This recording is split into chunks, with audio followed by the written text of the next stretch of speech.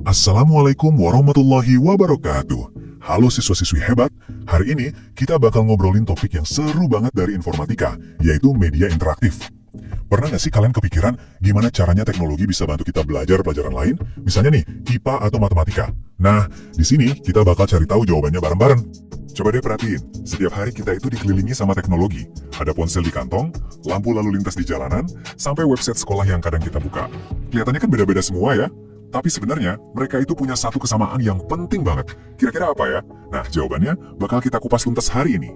Biar lebih gampang, ini dia peta perjalanan kita. Kita mulai dari kenalan sama artefak di sekitar kita, terus kita dalami apa itu media interaktif, lanjut kita bongkar apa aja elemen-elemen pembangunnya, dan terakhir kita lihat manfaat dan contoh nyata dalam hidup kita.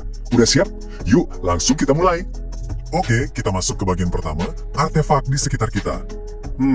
Namanya mungkin kedengaran agak aneh ya, artefak. Tapi tenang, ini sebenarnya sesuatu yang kalian temui tiap hari kok.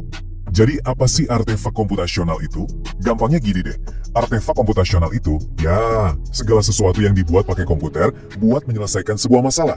Bisa itu aplikasi di HP kalian, website, bahkan konten kayak yang lagi kalian tonton ini. Semuanya itu adalah artefak komputasional. Dan coba tebak, artefak-artefak ini tuh ada di mana-mana. Ponsel yang kita pegang, token listrik buat di rumah, lampu lalu lintas, CCTV di sekolah. Semua ini contoh nyata dari artefak komputasional yang tujuannya cuma satu, bikin hidup kita jadi lebih gampang. Nah, dari semua jenis artefak komputasional tadi, ada satu nih yang spesial banget. Dia itu jenis yang bisa kita ajak ngobrol atau berinteraksi. Inilah yang kita sebut media interaktif. Apa yang bikin dia spesial? Gini, media interaktif itu nggak diam aja. Dia nungguin perintah dari kita. Jadi, kita yang pegang kendali penuh. Kita bisa klik tombol, pilih menu, gabungin video sama suara, pokoknya semua terserah kita. Keren kan? Ada 3 ciri utamanya yang perlu kalian ingat. Pertama, interaktivitas. Artinya kita bisa aktif berinteraksi, nggak cuma nonton. Kedua, multimedia. Isinya itu gado-gado. Ada teks, gambar, suara, semua jadi satu. Dan yang ketiga, personalisasi. Kontennya bisa diatur khusus buat kita. Nah, 3 hal ini kuncinya. Oke, sekarang kita coba jadi detektif dan bedah si media interaktif ini. Kira-kira bahan-bahan dasarnya tuh apa aja sih?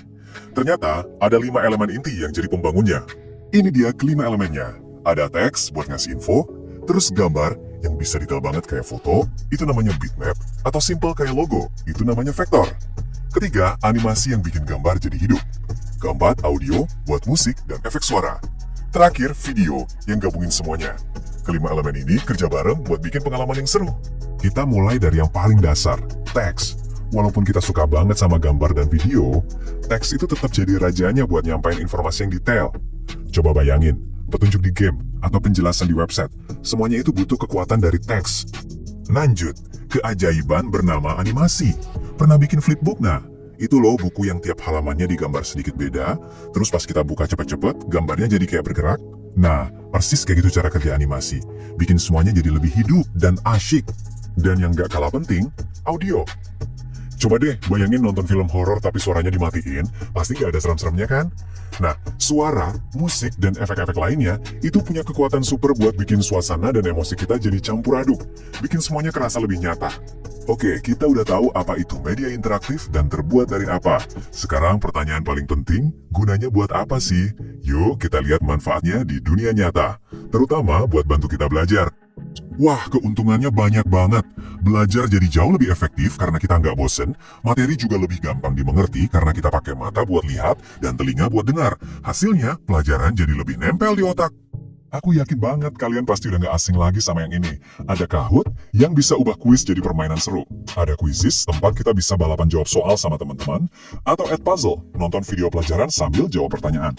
Ini semua contoh keren gimana media interaktif bikin belajar jadi jauh lebih menyenangkan.